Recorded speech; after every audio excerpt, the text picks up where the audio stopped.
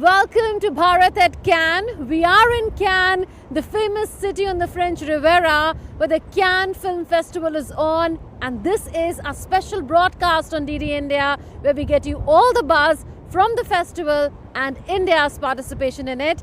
So let's get started.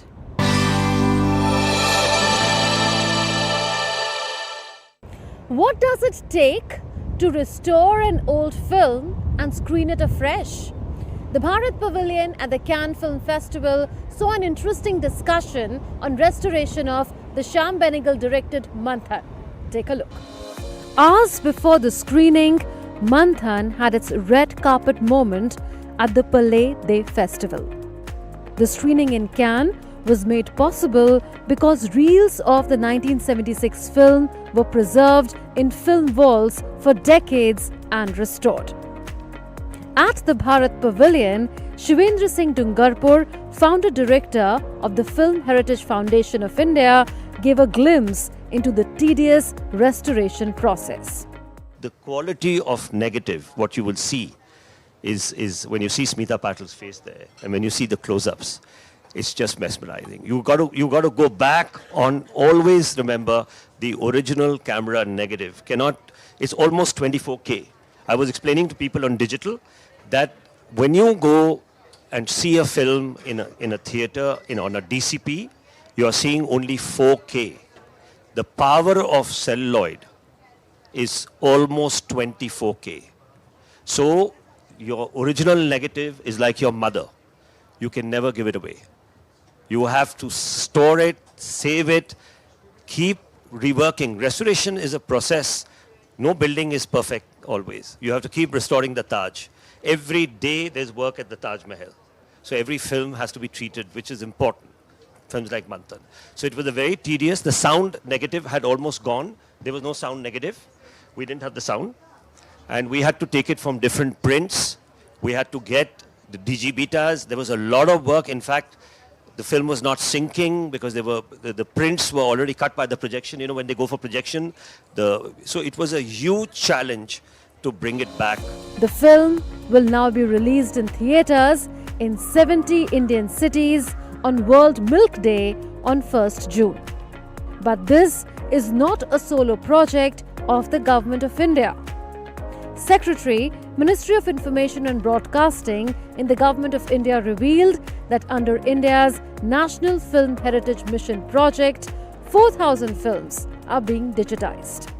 I think films are obviously, as I've been saying last 2 days, they are part of our ethos, pathos, and it's so important that they are preserved for the posterity. And a lot of work is happening. You have been doing a lot of work, and from the government side, as all of you are aware, we also have the National Films Archive of India, NFAI, and now NFAI has been merged with the National Film Development Corporation.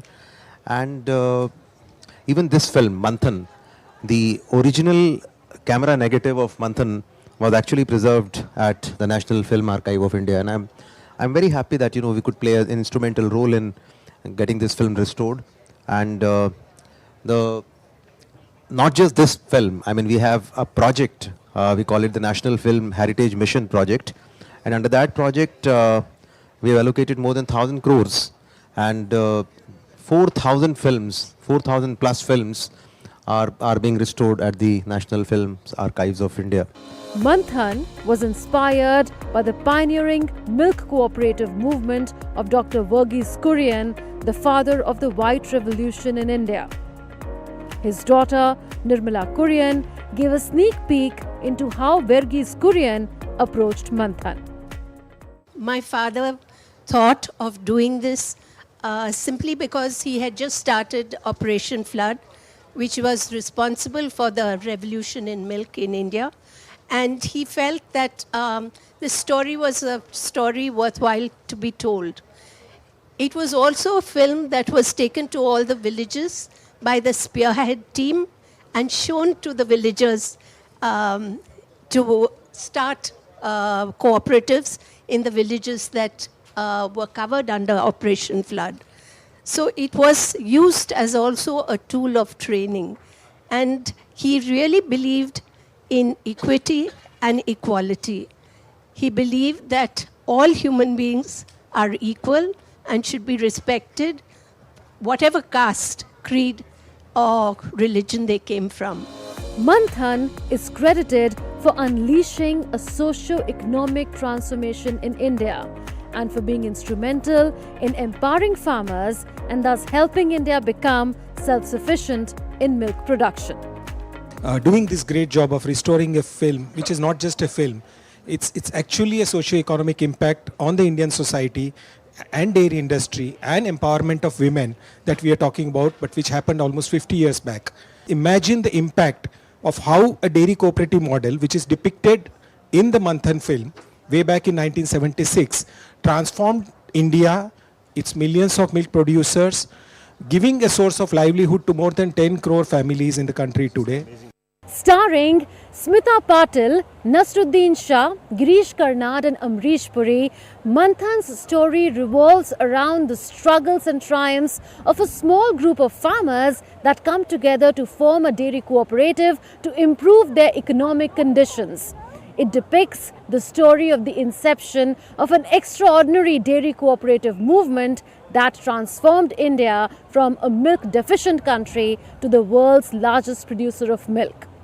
I spoke to the daughter of Bharat Kurien, the architect of India's milk revolution and the man who inspired the Indian classic Manthan. Nirmala told me that 500,000 farmers of Gujarat became producers of Manthan. In fact, they contributed 2 rupees each to the making of this film. Manthan is the earliest example of a crowd-funded film in India. Interesting, right? Watch this conversation to know more. We have with us here in Cannes Nirmala Kurien. She is the daughter of Bharat Kurien, the man who is known to have started the milk revolution in India and who inspired the movie Manthan by Shyam Benegal. It has been screened in the Cannes Classic section here in the 77th edition of the Cannes Film Festival. Nirmala ji, welcome to DD India. How proud are you feeling at this point in time when Manthan has been screened in the Cannes Classic section? Well, it's really an honor, and I think this just shows how good our films in India are. And the story is kind of very personal to me because it was inspired by my father's life history, story, and the film depicts what my parents went through when they came to a little village in 1946 when my father started his work in Anand. And it is a great privilege and an honor to our farmers who crowdfunded it. 500,000 farmers gave 2 rupees of their income to make this movie. This movie was also made as a training tool for farmers when they went to each village to start cooperatives there. So it not only was a film of great structure and for entertainment, but it was also used as a training tool for farmers to realize what cooperatives were. And today we stand as the world's largest milk producer. We have 19 million farmers who benefit from this and earn money twice a day with it. So it is truly a great day. How old were you when Manthan happened, and what was your first reaction when you saw the preview of the movie? I was in my first year of college, and my parents, we went for this showing of the preview, the first cut as they call it. And I saw Smita Patil from the corner of my eye. She was standing, a very shy, demure, dusky lady in jeans and a top. And I didn't think much. I just went into the movie theater, and oh my God, when it was screened, she lit up the screen, and what a performance. It's sad to say that she's not here today. And it's sad that my parents are also not here.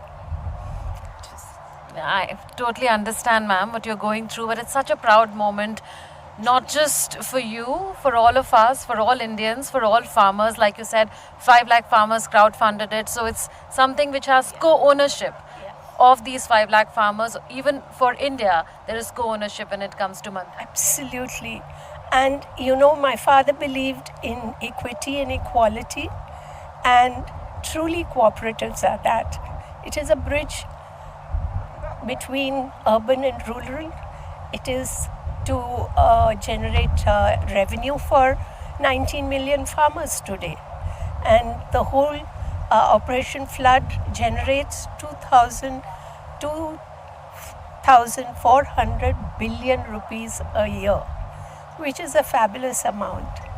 And I hope that farmers go from strength to strength and cooperatives survive another 100 years. When you saw the movie and when you spoke to your father about it, what did you think about the direction of Shyam Benegal ji, or the way the screenplay was written, the way the dialogues were written, and the way the actors performed? It was incredible. It was of the highest caliber.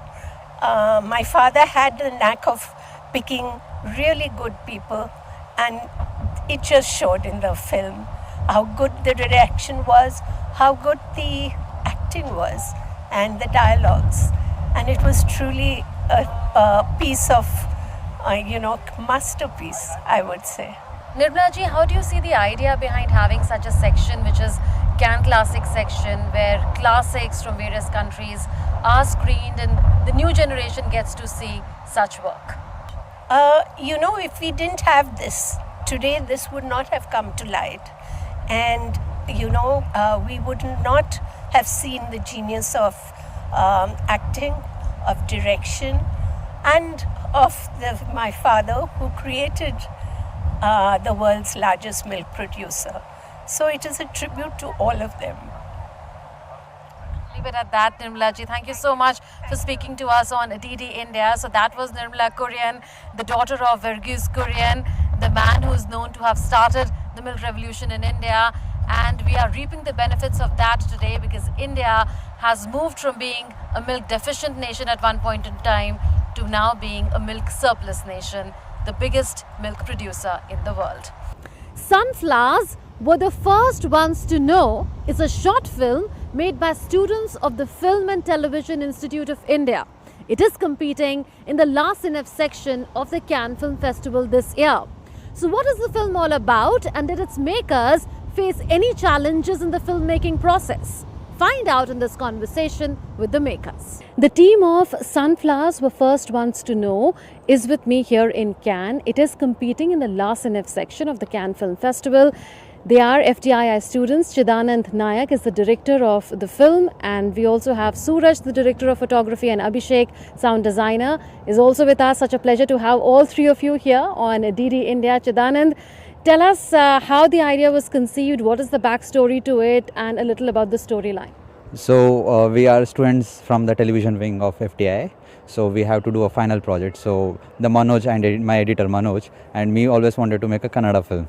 So that's how the idea started, to make a Kannada film. And then when we were brainstorming with the team, so I pitched this idea came up, and they were quite excited with the idea. And when we deeply asking and when we explored more, I realized they have never heard about this story, and which was such a popular story in Karnataka, nobody else knew it. So, and the story. Tell us a little about the story. So it's a film based on a folktale where a granny thinks because of a rooster the sun rises, and she takes the roosters and gets away.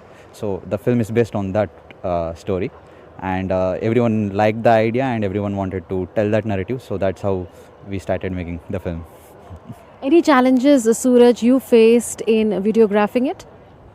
There were a lot of challenges. The first challenge we faced was to find a location, because the film is based in unknown location and the time period is not definite. So we wanted to find something that is not today's world. So we have 50 kilometers radius around the FTII. So we had to shoot in that radius, and me and Abhishek, we searched for almost 50-60 villages for the location. And the location we got was very rural. There were no network, no proper roads, so our crew couldn't get easily there. The lights I wanted to take, that was not possible. The generators were we used to get only one day of the generator, and the film is whole night, like 4 days we had to shoot in night. So that was the challenge we faced. So how to light? So we tried to light up with the fire, like, and the moonlight, and how to deal with that was main challenge I faced. And how did you create sounds in the film? So as this story completely takes place in an unknown period of time in the past, so I had to make sure that none of the modern sounds make it to the film. So what I did was I collected a lot of songs from here and there, and I tried to combine them in a way that sells the story as something that's happening in a magical land, in a fantasy land. So I didn't go the conventional way of doing the things as are done in usual night scenes. I even used sounds that are heard in the day in the film, just to make it as magical as possible. Since this is a folk tale, you have to sell it that way. So that's how I approached the sound of this film. So when was the last time that India won in the last NF section of the Cannes Film Festival, and what do you think is needed really to win this prize once again? Well, it was won by Ashmita. The film was Cat Dog in 2020, and I think to win you have to tell your kind of a story, and nobody makes a film to win. Everyone has to make a film for the way they feel. So I think if everyone here come here and making that feel is the best chance to win here. Were you expecting such a call? Not at all. We just wanted to make a good film, and we tried to achieve what we felt that, okay, this is what we wanted to do at a film school, and we did that, and we were not expecting this. This is really magical for us. How tough is the competition this time? There are some really good films, like I've seen the trailers of some of the films that are making it to this section, and everything is very interesting. I'm very much looking forward to watch them all. It's definitely going to be tough. There are going to be some prizes. Let's hope for the best. Whatever happens, I'm happy with it. We are here, we are happy. One question I want to ask the three of you is that since all three of you are FTII students, in the past also we've seen films by FTII students competing in the last NF section. So tell us what kind of help or support or guidance or practice-based learning does FTII offer you so that you come to this stage where you are able to compete with the best of the best in the world? See, FTI is a place where a lot of the talented people gather around. It's not just one department. We have many departments, and we get to stay with them and collaborate on the exercises. And creating that atmosphere, I think FTI is the best place, and with the rich legacy of the place and all the filmmakers who have been there is a living proof that you are again studying in that place. So that's a great thing which FTI offers, and whatever we are doing, and it's a government funded film, we are doing on a taxpayer's film, and we have that responsibility of like using it better. So that's the best thing one can offer, especially someone who is coming from middle class family like me. The burden to join a film like a private film school is too much on us. So FTI in that sense is a really great opportunity to make films. Do you agree that you get the most conducive environment in FTII to make such films? Yeah, I mean the place, the people there, it's all about filmmaking. Every day we talk about films. We like 24/7 we are talking about films, we are watching films, we are discussing on the ideas, different art forms, not just films but paintings, writing, poetry, everything. So that makes you a good filmmaker, I feel. And yes, we get good cameras, good lights to practice on our skills. So yeah, FTI has been a good help for creating what we are today. Do you agree with what your other teammates are saying about the kind of platform that FTII offers to students like you? I 100% agree. Like Suraj said, that it's more about the place and the people. I think the people around us matter a lot, and at FTII I've met some amazing people who have completely changed my life forever. And it is because of these people that we can progress and think of things that we have never thought of before. So yes, the place has a big role to play in this. And now that you are in Cannes, Chidanand, what is the kind of exposure that you are getting here, and what are the kind of experiences that you will take back home? Here we are getting to meet a lot of filmmakers, and we are able to see the competition films with the filmmakers themselves, and that's the biggest exposure. They were like so inspiring, and we were once motivated. Now we can watch them in real time, and watching their premieres with them is a dream come true. So that was a conversation with the team of Sunflowers were first ones to know. Thank you so much to all three of you for speaking to us on DD India. So India is in contention once again in the last enough section of the Cannes Film Festival. Remains to be seen if we will win the prize this time around. With cameraman YK Loknath, this is Munmun Bhattacharya from Cannes. I caught up with the three young singers who were the life of Bharat Parv in Cannes, and they regaled again. Take a look. The three newbie singers who made it a fun evening at the Bharat Parv here in Cannes are here with me, Arjun, Pragati and Mahi. Such a pleasure to have the three of you here together on DD India. How was it performing for the Bharat Parv? It was surreal. I cannot tell you, it was my first song, and it hasn't released in India as of now. But to be honest, the kind of reception of the song, the kind of response was overwhelming for me, because I was doing it for the first time in front of the audience that I'm seeing for the first time. And I think all thanks to Saregama, NFDC for this beautiful opportunity that we've gotten. And it was surreal, to be honest. You know, what do we want as artists? We just want a chance to prove ourselves, and that was given to us. So all thanks to God, all thanks to the people who are very supportive of us on this. Pragati, did you enjoy as much as we enjoyed your performance? Absolutely, I enjoyed it. It was one of the best experiences of my life performing here, and also representing India over here in Cannes Film Festival. It was amazing. And how was the experience performing there in front of so many people? It was absolutely incredible, as Arjun and Pragati entailed right before this. You know, for us to have this opportunity so early in our careers means the absolute world. And we would like to thank a couple of people for putting the trust in us. Obviously, Saregama would be huge. NFDC.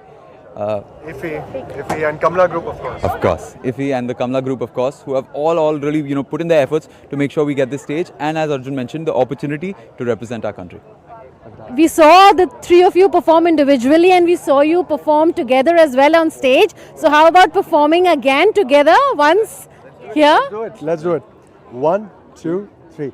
तुझे देखा तो ये जाना सनम, प्यार होता है दीवाना सनम, अब यहाँ से कहाँ जाए हम, तेरी बाहों में मर जाए हम, तुझे देखा तो ये जाना सनम.